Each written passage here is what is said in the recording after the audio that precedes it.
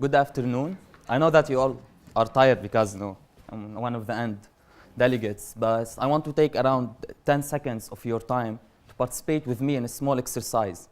Can I take this 10 seconds? Okay. I want all of you to close your eyes.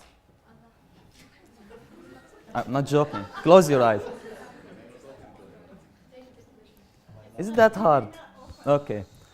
Then, I want you, at this moment, to go back into your memories for a happy memory in your childhood. Riding a bicycle, hiking in the mountains.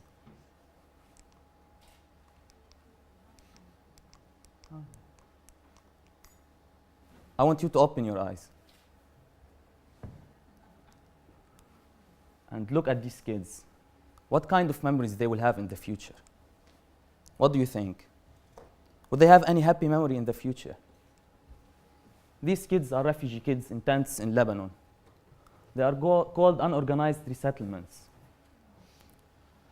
I got engaged in the Syrian crisis after volunteering in UN organizations during my gap year after high school. Entering my university, I was very interested in this topic. So basically, I went there and I had a trip to one of the schools built by my university to teach Syrian refugee kids. At this trip, I met a young guy, a young kid, a 10-year-old kid named Hassan. I started having a small chat with him, and during my chat, I asked him one question. Hassan, what do you want to be when you grow up? Hassan told me that he wants to fly airplanes to pump people. To pump people. I was shocked, totally shocked. Like, this kid is the future of Syria.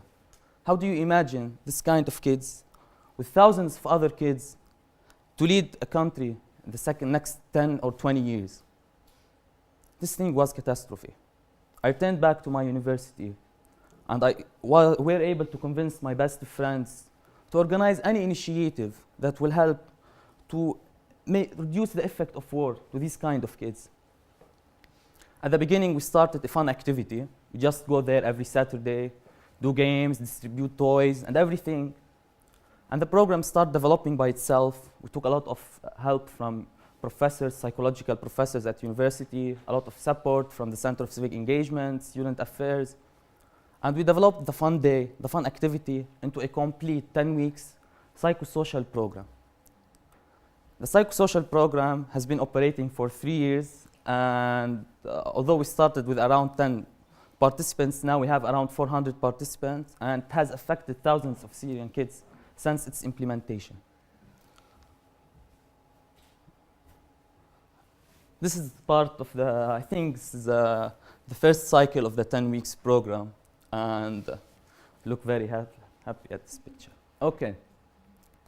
Our program consists of 4 categories. So at the beginning, we have peace education, where we teach kids the concept of peace and how to integrate it in their daily lives. Second program is public speaking, where we teach them how to tell stories, how to say poetries, how to have like stage presence and everything. And this kind of activity, we try like to make them express their thoughts, express their ideas, and release the negative thoughts that they have in their mind.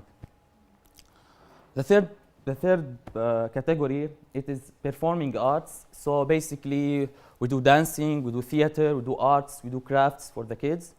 Also, in a way to make them release these negative effects. The fourth category, it is sports. We organize sport competition between Syrian in different schools, Syrian and Lebanese, to try to integrate them into the society and into the community. With these 4 categories, we have special program where we always like get motivational speakers, famous football players, doctors, professors, members of other clubs at my university to participate in such initiatives.